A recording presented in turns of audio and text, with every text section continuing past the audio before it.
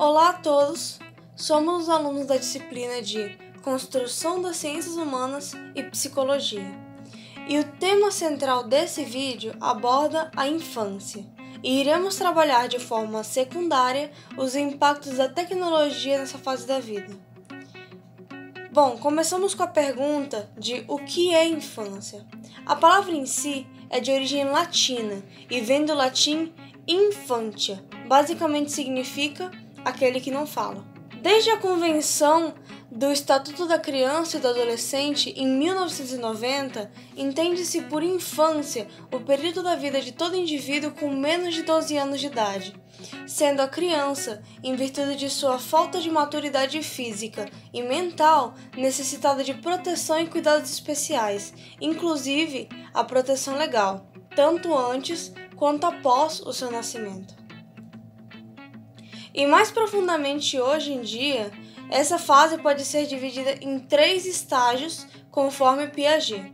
De 0 a 2 anos, estágio sensório-motor, de 2 a 7 anos, estágio simbólico e de 7 a 12 anos, estágio operatório concreto. Contudo, esses conceitos, durante muito tempo da história, foram quase inexistentes, assim como a própria divisão da infância das outras fases da vida como a vida adulta, tendo através da história diferentes visões sobre a criança. Por isso, nós devemos discutir a infância em sua história. Até o século XII, a criança era tida como uma forma marginal do mundo adulto, principalmente os bebês abaixo de 2 anos, que eram considerados um pobre animal suspirante, no qual não valia a pena investir esforços e cuidados. Essa ideia da criança como um ser marginal e que não era necessário tantos cuidados, vinha principalmente pelo alto índice de mortalidade infantil. Era muito comum na época morte de bebês pequenos e as famílias tinham muitos filhos principalmente por causa disso. Porém, essa alta taxa de mortalidade, ela se dava pelo próprio descuido dos pais e também pelas péssimas condições gerais de higiene e saúde que existiam na época, que eram muito precárias. Já no século XIII, as coisas mudaram mais um pouco. As crianças deixaram de ser algo que sobrevive por sorte e atribuiu-se mais responsabilidade aos pais, definindo-se que a criança possui modos de pensar e sentimentos anteriores à razão e aos bons costumes, e que cabia aos adultos desenvolver nela o caráter e a razão. Contudo, a esse entendimento, ainda nos séculos XV e XVI, mesmo com essa ideia nova de uma responsabilidade mais velhos, as crianças pobres ainda ficavam muito expostas à violência dos próprios cuidadores e a trabalhos insalubres, e sem ter nenhum poder dos seus corpos. Foi só a partir realmente do século XVII que veio a descoberta da infância como uma fase à parte, começando a ser dividida da dos mais velhos. Isso se deu principalmente aos adultos observarem a dependência que as crianças tinham, precisando realmente de um trato diferenciado dos adultos, definindo-se que elas precisavam de proteção e rígida disciplina para se tornarem adultos socialmente aceitos. Sendo assim, foi a partir do século XVII que as crianças começaram a ser obrigadas a aprender atitudes e comportamentos valorizados pela sociedade. Nesse contexto, as coisas só mudaram desse cenário através do Rousseau, que foi considerado um dos primeiros pedagogos da história. A visão da infância ela foi sendo mudada mais drasticamente porque ele propôs uma educação infantil sem juízes, sem prisões e sem exércitos. Uma infância onde o cuidado é mais preocupado com o bem-estar da criança e com uma educação mais direcionada àquela fase. Por isso, no período pós-industrial, a criança passou a ser compreendida pelas pessoas com as suas próprias características e necessidades baseadas nessas ideias de Rousseau. E graças a isso, surgiu legislações que protegem seus direitos e institucionalizam a escola. Sendo então só a partir do desenvolvimento de uma pedagogia para as crianças que começa a se falar em uma construção social dessa fase da vida de forma mais consistente, já que, como visto anteriormente, o meio social da criança era igual ao meio social dos adultos. No Brasil, foi apenas em 1990, com o Estatuto da Criança e do Adolescente, que a Carta Magna Internacional foi assinada, institucionalizando-se a infância como o período da vida de todo indivíduo com menos de 12 anos de idade, sendo a criança, em virtude de sua falta de maturidade física e mental, necessitada de proteção e cuidados especiais. Com isso, foi estabelecido normativas para o Estado e para a sociedade na garantia dos direitos da criança e do adolescente. No século XXI, nós já temos uma sociedade fragmentada em ciclos de vida, sendo esses crianças, adolescentes, jovens, adultos e idosos, podendo assim caracterizar também seus papéis sociais. Algo importante também de se trabalhar é a infância e a psicologia. O tema de infância e criança demorou para ser objeto de estudo das ciências sociais e humanas, principalmente pela criança demorar a ser entendida como um ser histórico e possuidor de direitos, não existindo em grande parte da história uma distinção entre a infância e a fase adulta, como visto anteriormente. Os primeiros estudos sobre o desenvolvimento infantil no âmbito da psicologia datam do final do século XIX. Nessa parte de psicologia, eu vou me basear principalmente nos estudos do psicólogo e pedagogo Vygotsky e Piaget.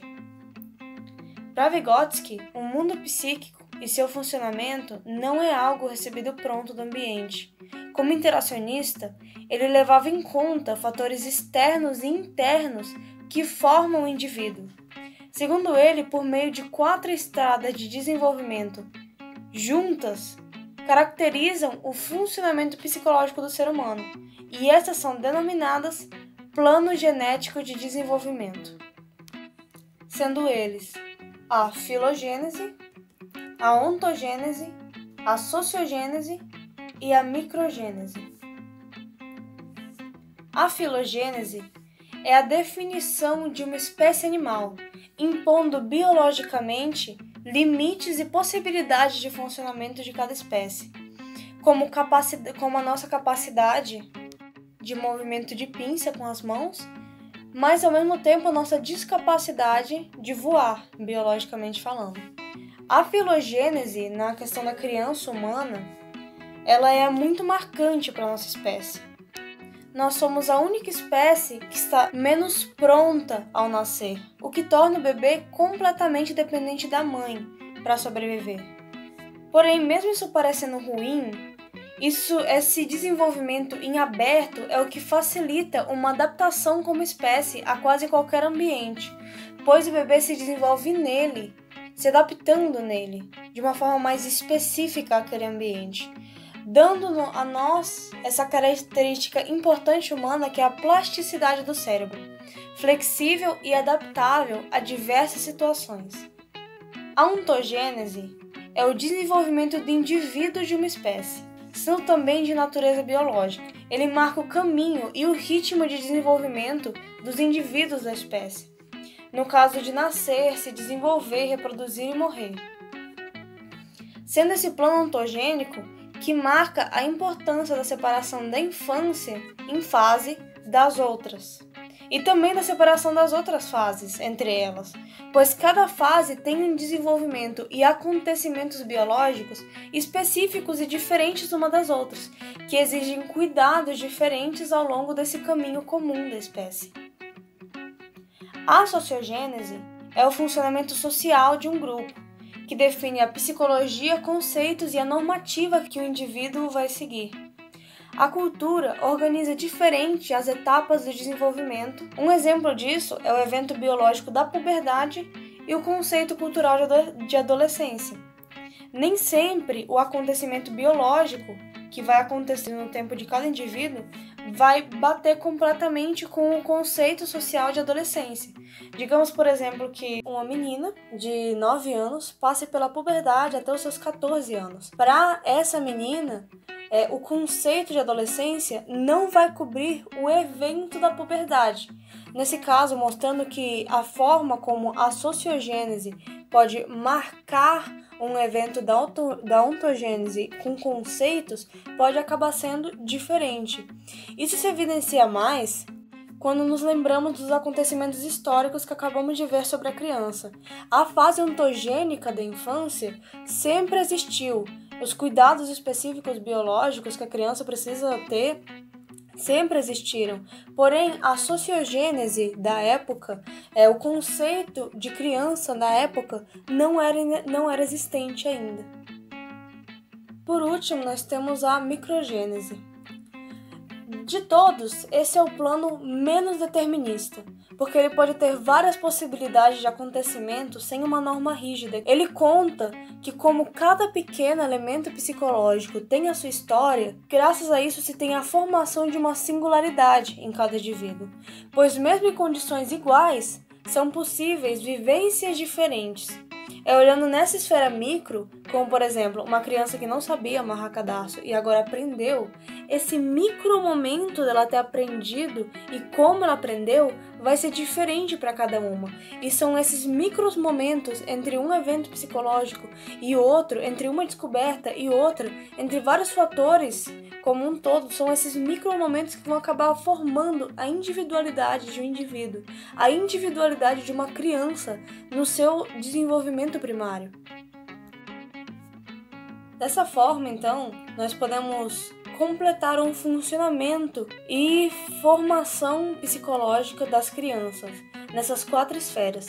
A filogênica, que marca como a criança, na nossa espécie, ao nascer, tem esse desenvolvimento em aberto característico.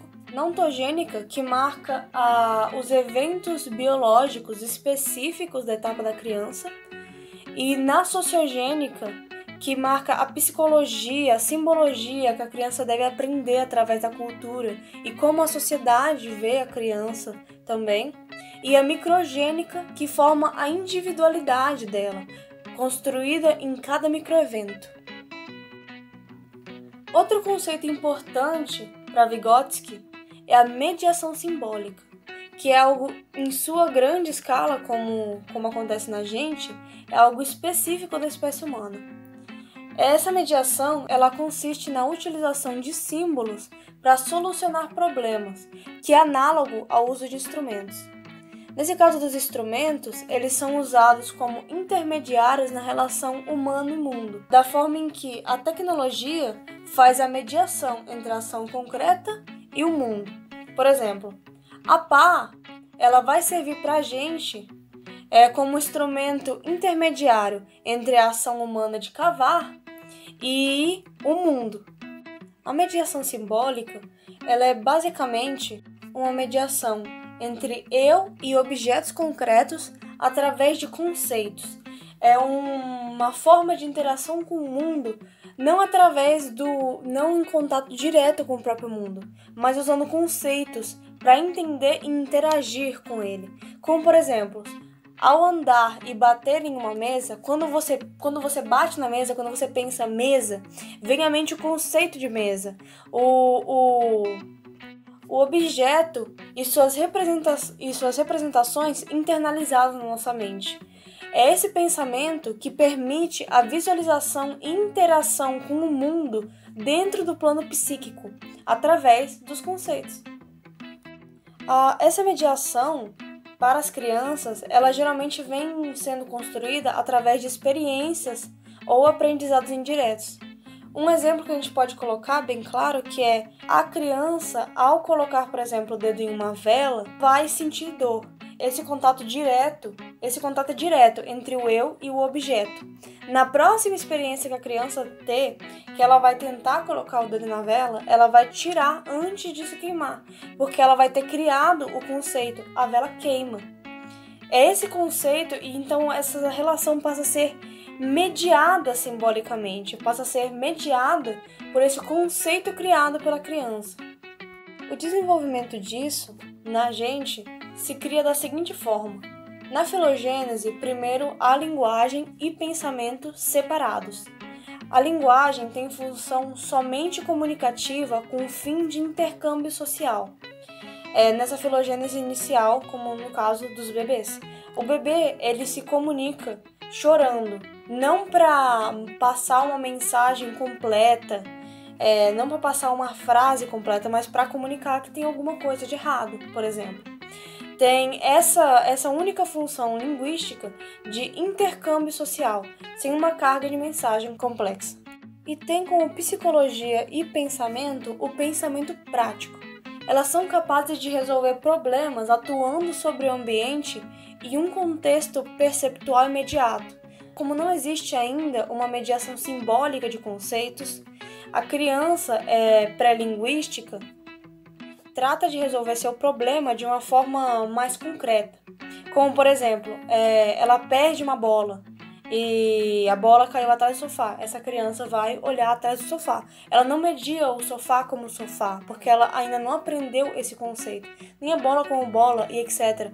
São problemas práticos e soluções práticas. Ela só olha, sem essa mediação.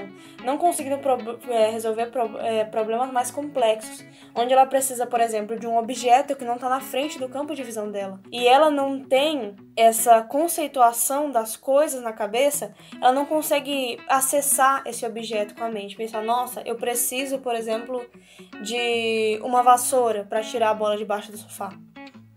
Após essa fase, durante uma ontogênese de desenvolvimento do indivíduo, a inteligência passa a ser de natureza simbólica. O pensamento e a linguagem, elas se atrelam e depois disso elas não se desvinculam mais. Não tendo mais a linguagem com um fim só comunicativo, mas também com ferramentas e referências que ajudam a passar mensagens mais complexas através da conceituação, através do mundo simbólico.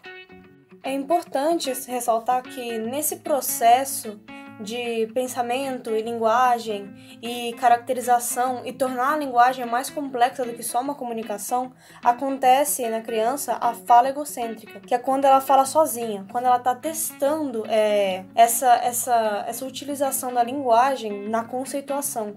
E essa fala egocêntrica, ela mostra como a criança vai aprendendo e como ela tenta internalizar isso, para fazer com que a fala comunicativa se torne um discurso interior. Com isso, a gente acaba dizendo sobre o desenvolvimento e aprendizagem, que para o psicólogo Vygotsky ocorre de fora para dentro, ocorre essa internalização que eu disse anteriormente. Ou seja, para o filósofo, é através de fatores externos, como a cultura, a imersão do indivíduo no social humano em sua volta, como ser interativo com o mundo, que ele aprende, que ele se desenvolve. É a aprendizagem que puxa o desenvolvimento que está em aberto. E essa aprendizagem ocorre principalmente através de brincadeiras, do jogo simbólico, do jogo de papéis, que são extremamente importantes, pois na brincadeira, por exemplo, de professora, a criança está ao mesmo tempo transitando no mundo imaginário, pois ela não é realmente uma professora, mas no mundo concreto, pois ela está brincando conforme as regras reais. Sendo, por exemplo, nesse caso, ela fica restrita a respeitar as regras de uma escola, e ela acaba aprendendo o funcionamento da vida adulta através desse teatrinho, sobre como funcionam as coisas. Por isso que muitas vezes você vê a criança brincar mais com a ideia do que com o próprio brinquedo. Como, por exemplo, digamos que uma criança pega uma pedra e ela começa a brincar com a pedra como se fosse um carrinho. Ela não está brincando concretamente com a pedra. Ela está brincando com a ideia de um carro, com o conceito de um carro, de como funciona de forma básica um carro. E é esse tipo de ideia na brincadeira que a criança aprende.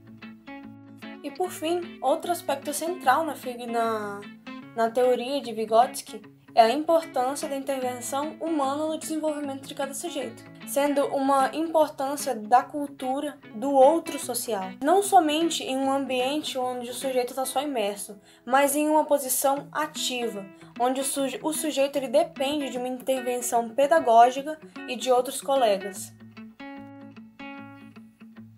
Outro tópico importante a tratar é a infância na modernidade.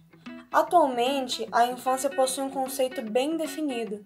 Estudos com ela como objeto, mais informações, leis que asseguram os direitos dessa faixa etária e um esforço social para preservar e respeitar essa fase da vida. Contudo, um grande marco da modernidade é a tecnologia. E a maneira como essa nova ferramenta humana mudou nossa interação com o mundo e entre nós mesmos, tornando a informação algo cada vez mais fácil de se acessar. Essa característica faz com que não consigamos mais excluir as crianças do conhecimento dos adultos. Tornou-se quase impossível os pais controlar o que as crianças deveriam ver e conhecer.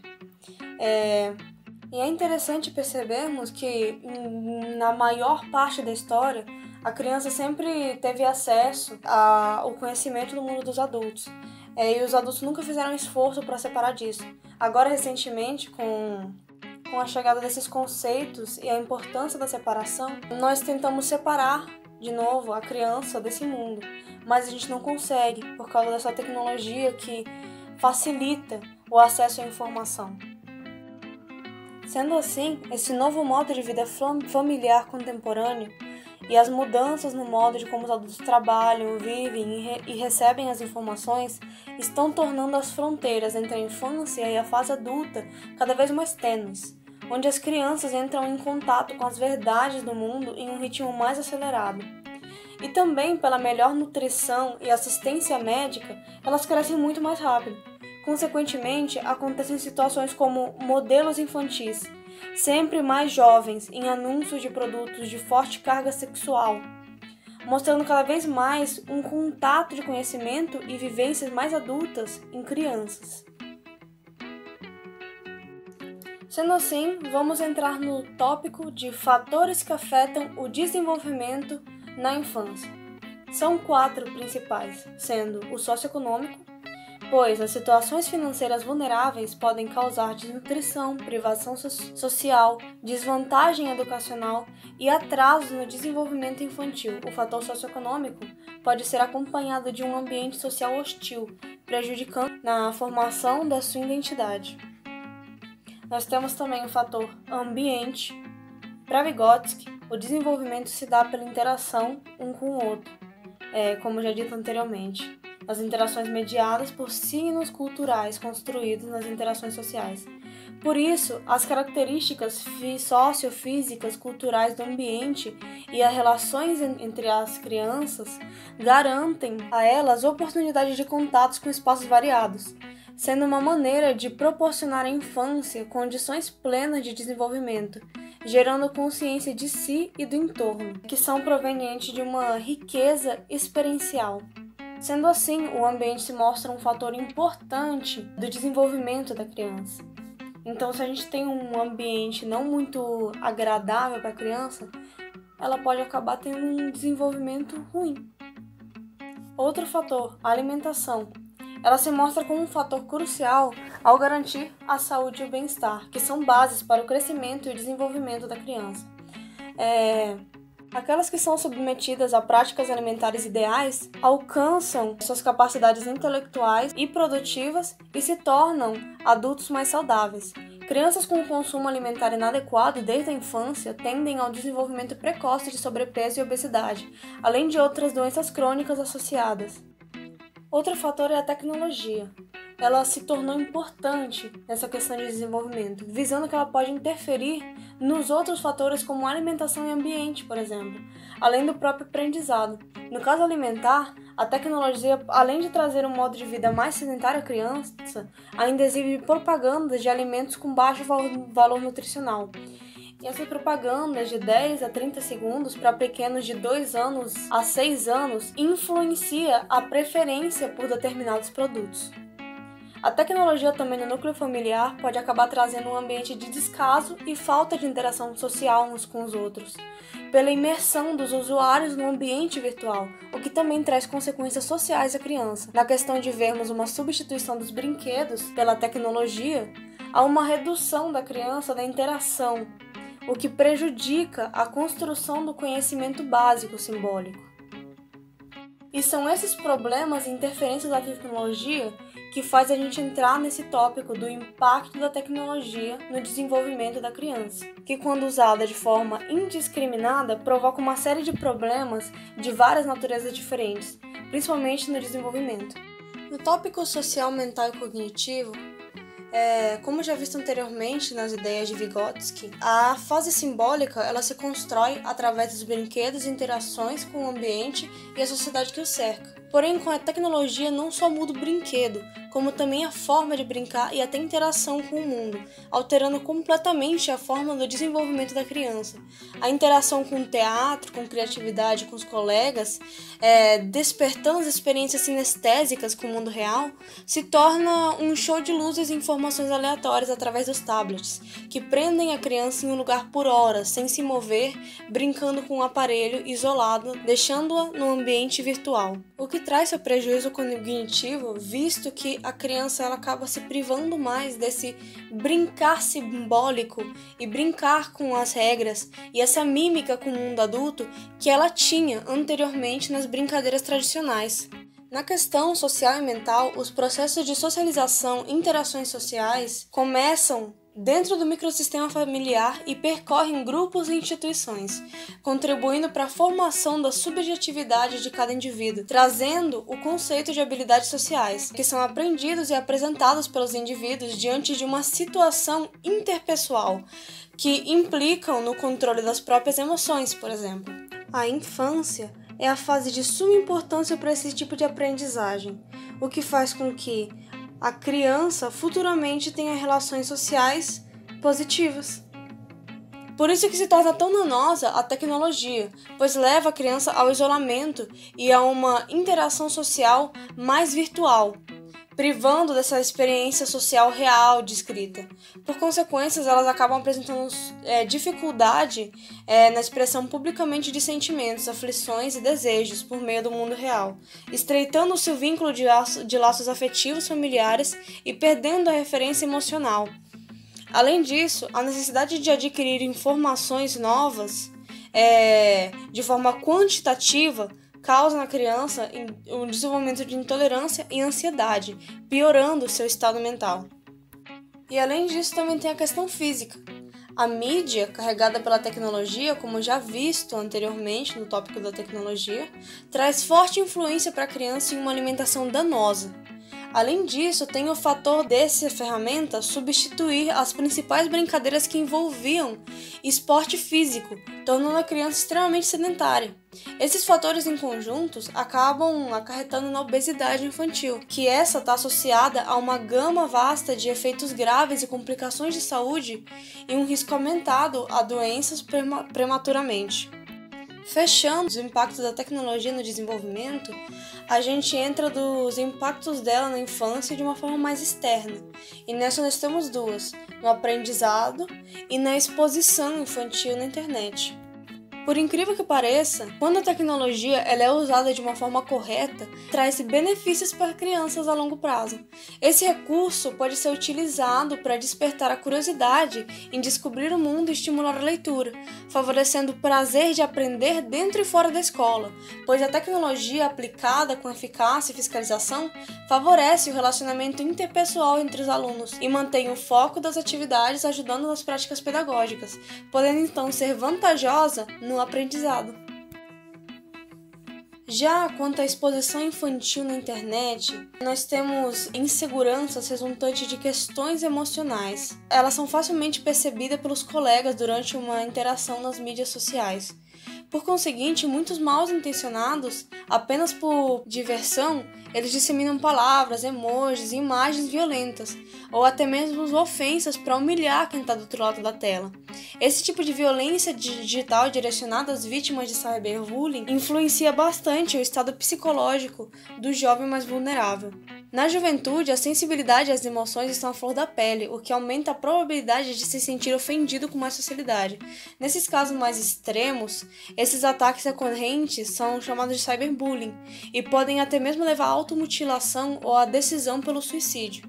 Além disso, também tem que na tecnologia ela pode abrir um caminho para pedófilos ou esse tipo de pessoas mal intencionadas chegar na criança de forma mais facilitada, porque a criança, como não tem muito conhecimento de como lidar da forma correta com as outras pessoas e até com a própria tecnologia, ela acaba sendo um alvo fácil para esses, que não só facilita a chegada de informações do mundo adulto para a criança, mas como pode acabar gerando situações onde a criança é coagida por medo a mandar um conteúdo de pornografia infantil. Como já dito em Infância e Modernidade, como a informação vem e vai de forma fácil para a tecnologia, esse tipo de coisa não só dana completamente saúde e integridade das crianças, viola seus direitos, mas também traz ela mais para perto do mundo dos adultos, de forma violenta ou de forma espontânea, ela tendo acesso a esse tipo de informação. Então, a questão da exposição infantil na internet, ela é muito grave e, infelizmente, é muito recorrente, principalmente em crianças com alto acesso às mídias sociais. Obrigada a todos pela atenção e aos discentes do grupo que produziram esse vídeo: Arthur Galdês, Bruna Lima, Camila Nascimento, Ketley Jordana, Cassandra de Aguiar e eu, Yasmin Cristine.